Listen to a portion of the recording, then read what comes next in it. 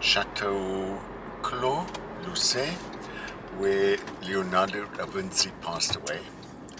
So we are going to Amboise, and that's where it's situated. And Sandra is driving. Hello. So here we are in the watchtower, the last element of medieval architecture and a reminder of the time when Clos Lucé was a fortified residence. Now, in the autumn of 1516, Da Vinci was invited by Francois I to stay in France. Da Vinci's protector had just died, and so he decided to move to France with all his manuscripts and 3 of his paintings, including the Mona Lisa. The other 2 were the Virgin and Child with St. Anne and St. John the Baptist. Today, all 3 are displayed in the Louvre of Paris. He was appointed first painter, engineer, and architect to the king. The watchtower opens onto a covered walkway, which became a gallery during the Renaissance, from where the court watched feasts and tournaments.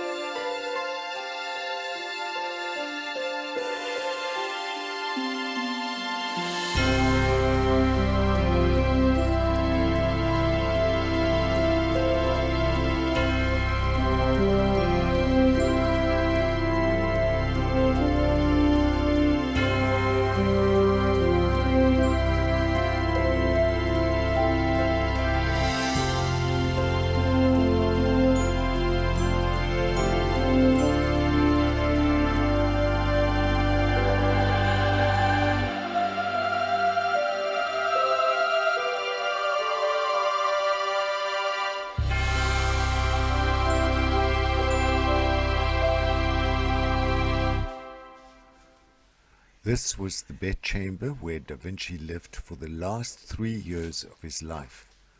He passed away at the age of 67.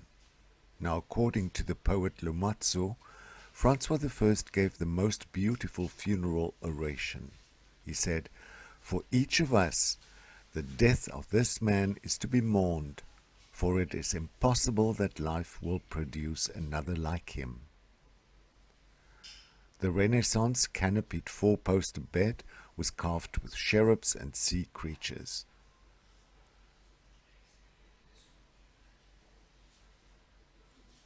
And from one of his windows, he could see the royal castle where the king resided. And here's a tapestry from the 16th century depicting an elephant struggling with a dragon.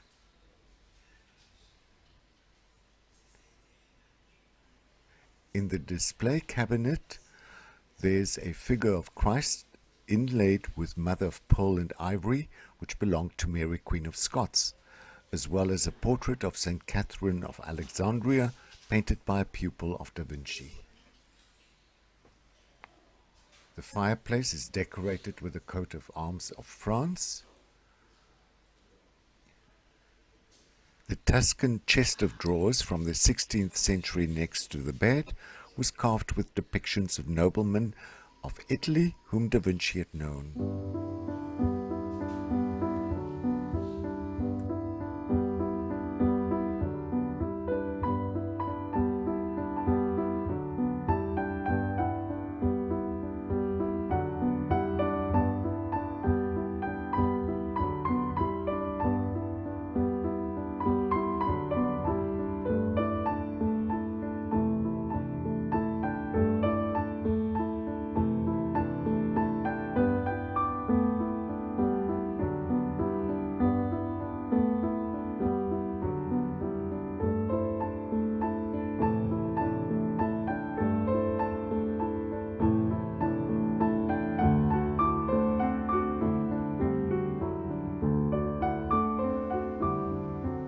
So here we are in the bedchamber of Margaret of Angoulême, and she spent part of her childhood with her brother Francois of Angoulême at Clos Lucé. She was celebrated for her grace, wit, spirituality and refined culture, and she was involved in the literary and religious world of the time.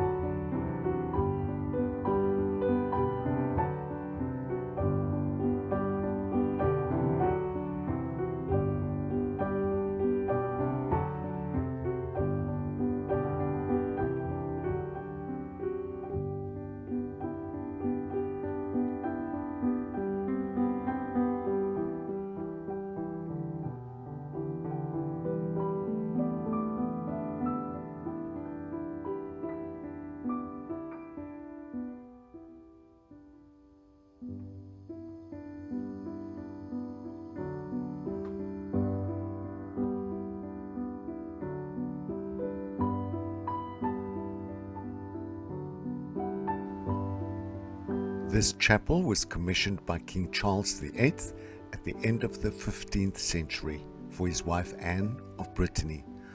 And far from the royal court of Amboise, the Queen, having lost her young children, would come to weep and to pray with her Book of Hours in her hands.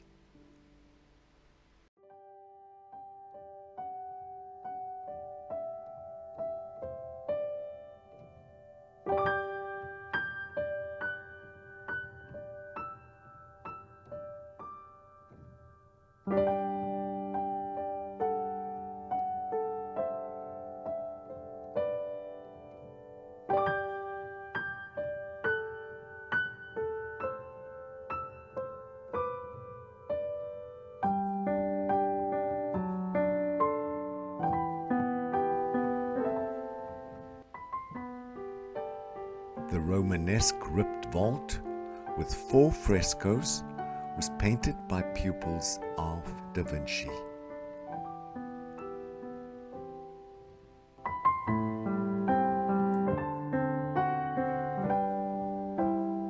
And so here we are at the workshops of Da Vinci.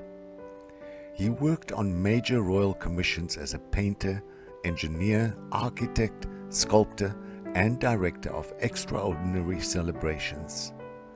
Right up to his last breath, he continued putting the final touches to 2 of the 3 masterpieces he had brought with him from Italy, the St. John the Baptist and the Virgin and Child with St. Anne, the latter remaining unfinished at his death.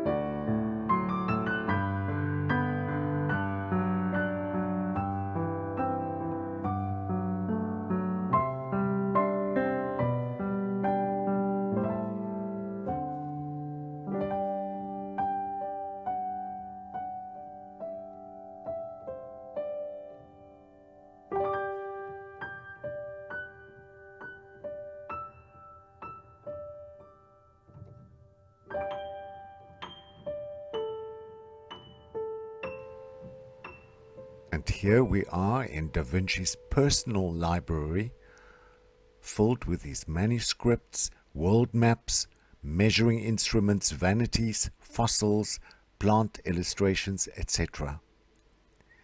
He had a collection of 200 books, which was very rare for the time.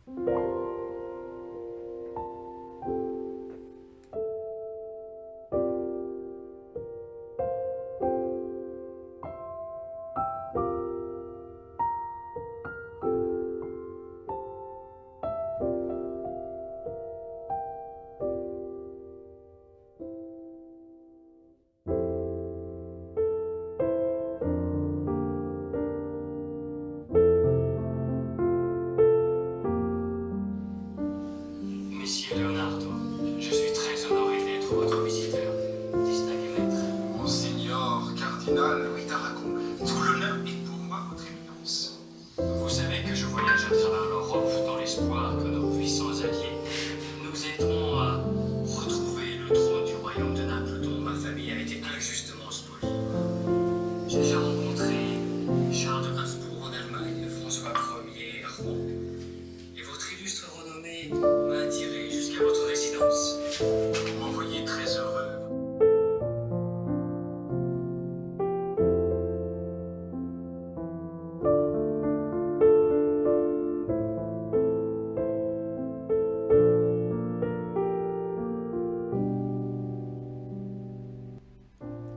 In this reception room, the Renaissance Great Hall, Da Vinci received Francois I, important members of the kingdom, and the ambassadors and artists who visited him.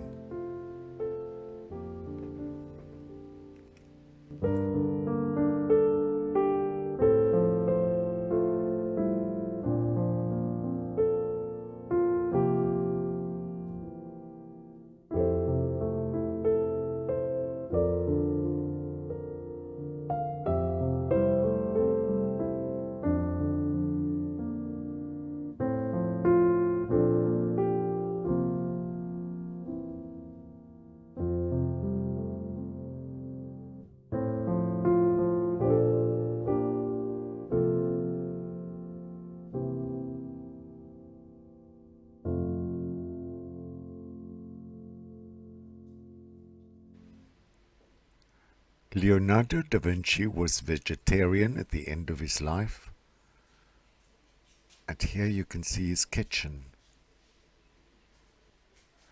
Look at the high stone fireplace, at the foot of which Da Vinci would warm himself on winter evenings.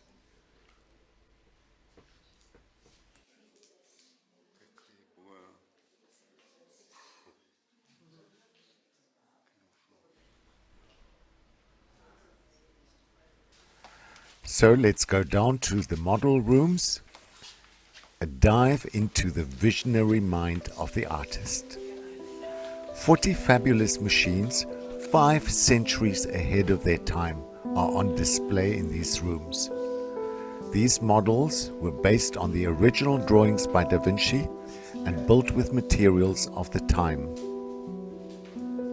Here you discover his inventions in the fields of civil and military engineering, mechanics, optics, hydraulics, and even aviation.